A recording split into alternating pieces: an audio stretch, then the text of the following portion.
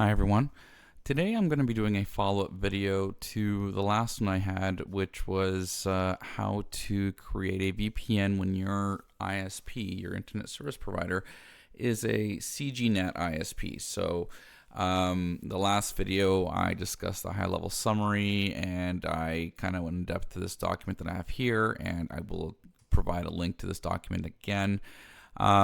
So essentially today I will be doing this in 3 different segments. I'm going to be showing step-by-step how to set up a Linux Wireguard server, and I will be using 2 Windows machines as clients so that people can see what it would be like to, say, have your laptop while you're on vacation or while you're out of the office and your office is on a CGNAT network, but you wanted to remote in using, say, remote desktop or something like that.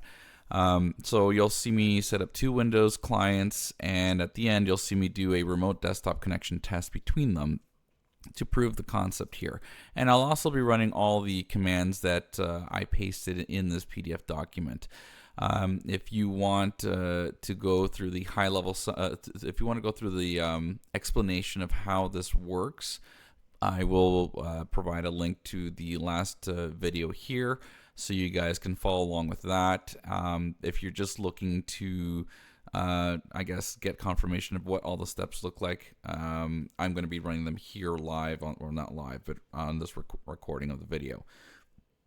Just to give a brief summary though, when you're on a CGNAT, you can connect out to the internet, but people can't connect back to you, which is where you need something in the middle, a WireGuard server that essentially has a static IP. Once you have that set up, your laptop can connect there, and your internal network to your CGNAT, like Starlink, will connect in as well, and voila, you can connect to the individual server. I will be doing a follow-up video as to how to have access to the complete network from this Road Warrior, but that will not be in the scope of this video. This video is just for a single connection. Like I said, and this is on the 3rd slide of that PDF document, these are the cut and paste configurations that you can use. I'm going to say again, these private and public keys, do not use them because, well, they're public, everyone knows them now. I'm going to be using them for the sake of the video, but I will also show you how you can create your own public and private keys for all your machines using 2 simple commands. I'll copy and paste them, and you can reference them. I'll also put them in a description. If people have enough interest, I guess I could probably add them into this document as well as a revision. And lastly, this would be all the steps you would essentially need to install WireGuard on 3 machines. Now, this was in reference to a Linux operating system. Again, my clients are going to be Windows, so it won't have any command line. But you'll see in the video how I do that step by step and how that might be relevant to you.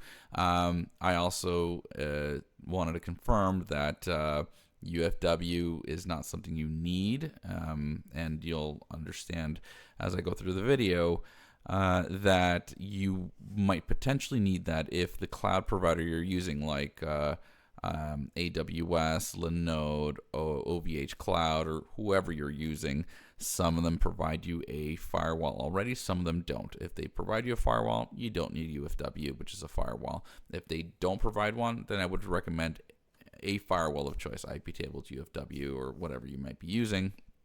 I just put these steps in here just in case. And so, yeah, so I'll be going through these, and so the first part of this video will be the server and the server setup. The second one will be the one of the 2 machines, either the Road Warrior or the Starlink, the one that's up behind the Starlink network, and obviously vice versa after that one's done. So it shouldn't be too long of a video, and you can definitely fast forward between the video to find which part you're stuck on, and we can and you can follow along at that point. So with that being said, I'm going to go ahead and get rid of the PDF document now, and I will start showing you guys first and foremost my SSH session. Let's get rid of this here. So when you create a when you use a cloud provider, they will do the installation of Ubuntu or whatever operating system you're using off from the get-go. Like I said in the last video, you don't need a resource-intensive machine. You just need something that has decent bandwidth. Nowadays, most of them come with a gigabit, and Starlink doesn't even provide, at least as of this recording, a gigabit connection. So that will do you more than enough. And so I've already shown here that I've logged in. We're connected. And so now I'm going to run with the steps that I provided in the document on page 3, if I'm not mistaken. So first thing I want to do is apt-get update-y. So this updates all the repositories. Don't worry about this one here, about the CD-ROM. This is because I did an installation for it. You don't need to worry about that. Next one is apt-get upgrade-y. This will update any patches. This is something that's very, very good to do. And then we'll go ahead and do the installation. So that's that would be the third line there. Again, I'm not doing UFW. I don't need it, but you can definitely do it if you think you need it. Apt-get install-y Wireguard. And that will install Wireguard. So we're good to go in terms of having the application on the server. Now we have to put the configuration file.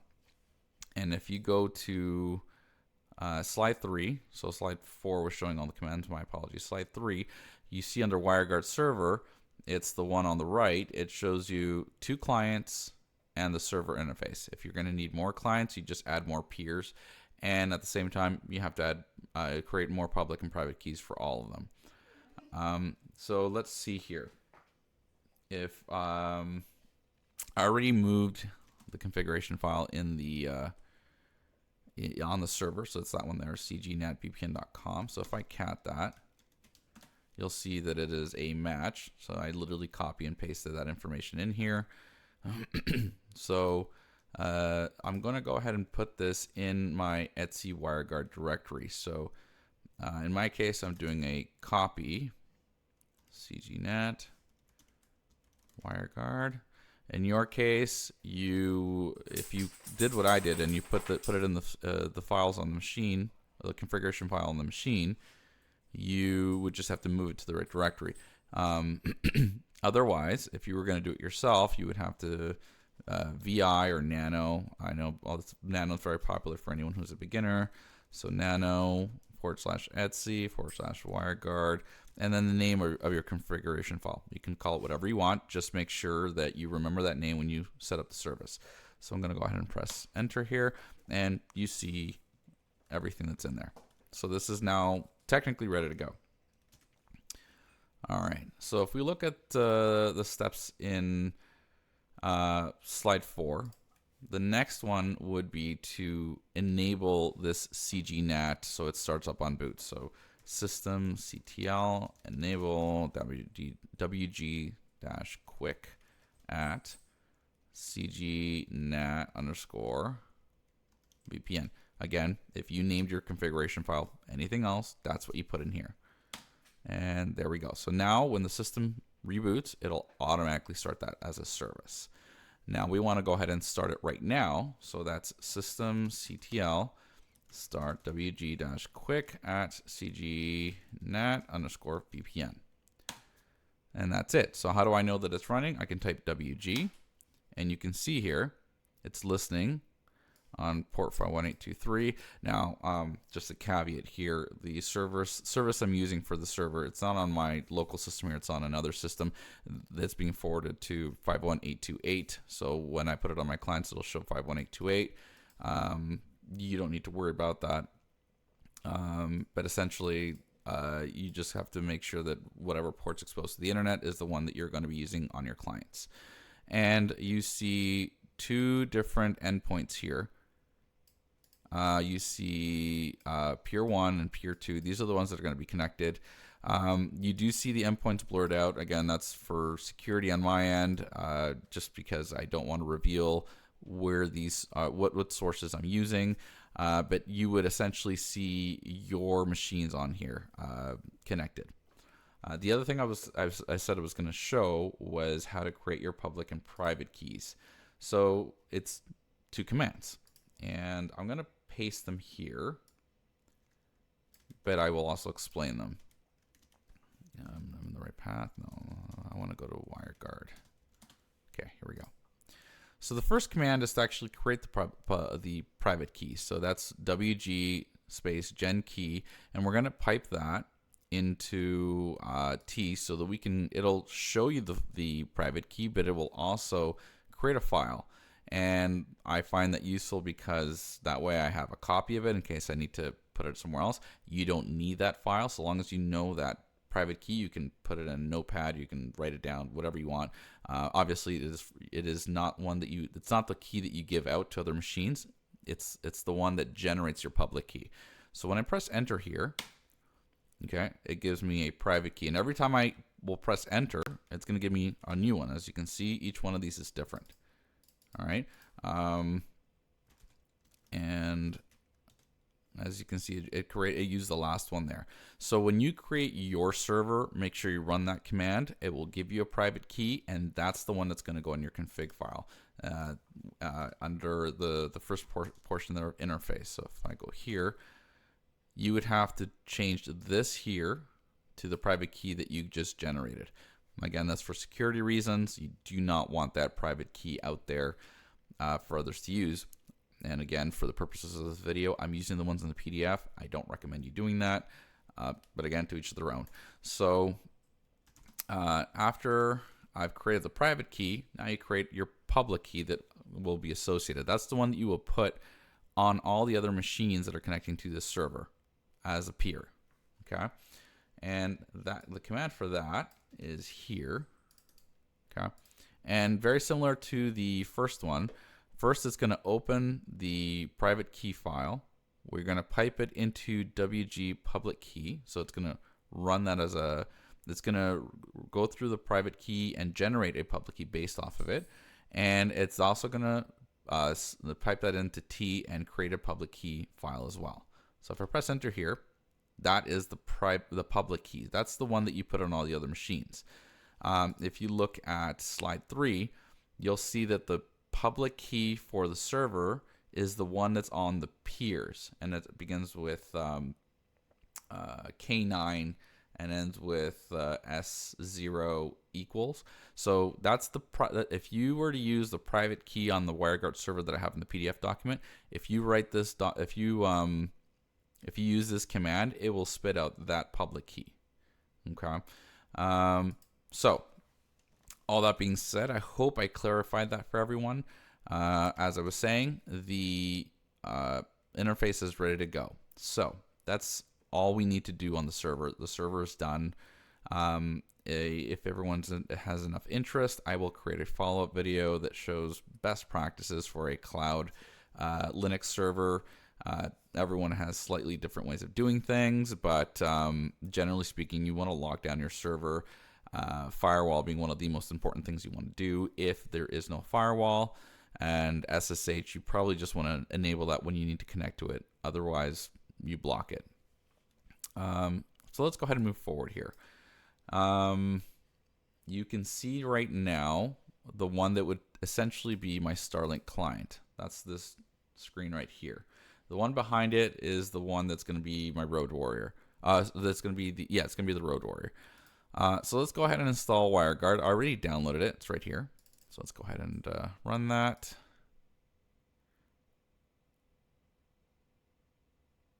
Very quick install. We're good to go. Like I said, I put the Starlink configuration in a notepad .conf file, and now all I have to do is import it. But you don't have to do that. If I just open this here, I can copy all this information, and you can see that this is referenced in the PDF document. And I go within the WireGuard, and I would paste it as a blank empty tunnel. So I guess I could do that here. So let's go ahead and import from file. I find that this is the easiest way. Double click the notepad, and there it is. Everything's in there.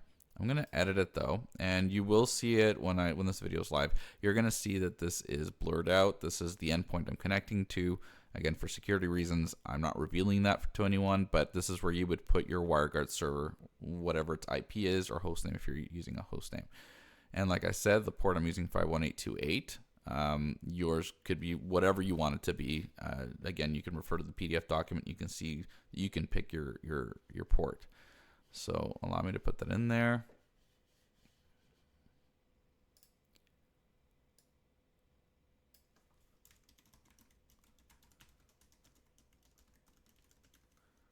Okay. And I'm saving that, and I'm going to go ahead and click on activate. Now, you'll know when it's connected if it says active and if you see a handshake and you see the transfers. Okay. So now if I go back to the server and I type WG, you can see that there's a latest handshake, which happens 11 seconds ago right here. Okay. Now I want to set up the other machine, which would be the Starlink Road Warrior, I guess we could say, the laptop that you have with you. Okay, so if I come here, I can go ahead and install Wireguard just like on the other machine.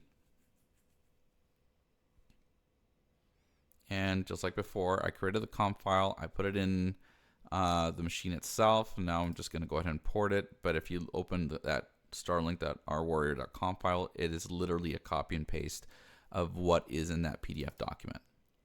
Okay. And again, I need to update the endpoint.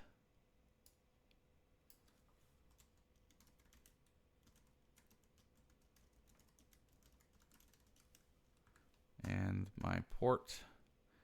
I'm going to go ahead and click on save. And I'm going to activate. And there we go. Just like this other machine. They are both showing the latest handshake. If I do a WG, as you can see, the latest handshake is 1 minute ago for the first one, the second one 8 seconds ago. So they are both talking. Now, let's also confirm this through a ping. So this machine's IP address is 10.120.2. So the other machine is 10.120.3. So if I do ping 10.10.120.3, it can ping it. Of course, it can ping itself. And I can ping the server itself. All three are able to ping each other. And the same could be said here, and I'll do it for everyone to see as well. Ping 10.10.120.1.2.3. All three of them can ping each other. So now, as I was saying in the beginning of the video, I'm also going to simulate my connection to this machine, which would be the one behind my Starlink CGNAT network. That's where I would go, say, remote desktop. I already have it here because I've been testing this. And I'm going to use the IP address within the VPN, the VPN IP address, so 10.10.120.2, which is this machine's IP now. And click connect. And test user is the one I was using. Hopefully you're not using a simple password like the one I'm using here now. And let's go ahead and click on connect. And there you go. It's going to take a moment or two to load here, but there it is. So now we are connected to that machine on the other end. And that's essentially how you do this. It's quite simple. Well, at least for me. Hopefully this has able to made it easier for everyone that was watching these videos to actually do this in practice. If you have any questions, please put them in the comments. We also do provide the service for some clients. We have a few clients that we're trying to connect to their home or to their offices that are behind a Starlink ISP or CGNAT. Most of ours were Starlink users. And this is a service that we've gone with. If anyone does need this service, please feel free to reach out. We do provide it for a nominal fee, of course, with our cloud-hosted servers. And we can definitely facilitate this for you. If you have any questions about how to do this, we're always open to helping as much as we can. We can put it in the comments or reach out to us as well. And lastly, if you found this useful and you wanted to send something our way, we do have our crypto wallets listed in the description there. Anything you provide helps. Thank you again. Everyone have yourselves a good day. And yeah, the next two videos that I'm looking to do, one will be routing. I haven't decided what router I want to use, if it's going to be something like a Ubiquiti or something a little more open source like pfSense or OpenSense, to show everyone how that looks like. But essentially, I'll show you how to go from the Road Warrior to, say, all the machines behind the Starlink network, which might be very useful for some people. And the other video after that would be something along the lines of, say, hardening your Ubuntu server if you're going to go down that road. Thank you very much. Have yourselves a good day.